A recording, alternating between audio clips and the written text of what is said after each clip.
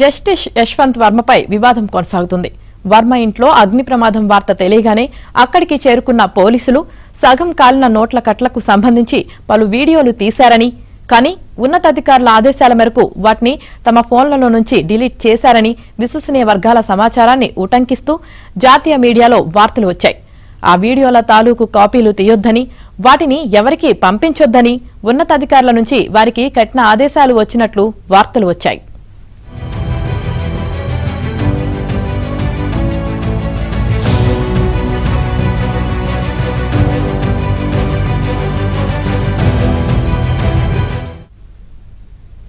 నిజంగానే ఉన్నతాధికారులు అలా ఆదేశించి ఉంటే అది సాక్ష్యాధారాల ధ్వంసం కిందకే వస్తుందని న్యాయ నిపుణులు చెబుతున్నారు.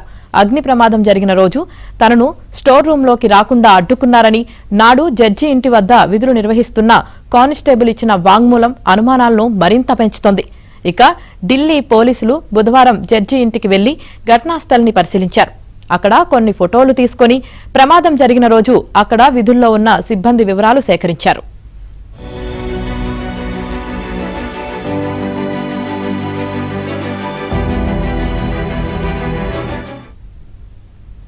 మరోవైపు జస్టిస్ వర్మపై ఎఫ్ఐఆర్ దాఖలుకు అనుమతి ఇవ్వాలంటూ తాను దాఖలు చేసిన పిటిషన్ను అత్యవసరంగా విచారించాలంటూ న్యాయవాది మాథ్యూస్ చేసిన విజ్ఞప్తిని సీజేఐ జస్టిస్ సంజీవ్ ఖన్నా నేతృత్వంలోని ధర్మాసనం తిరస్కరించింది.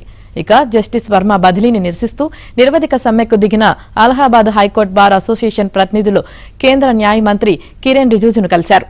దాదాపు 2 గంటల పాటు ఆయనతో సమావేశమయ్యారు.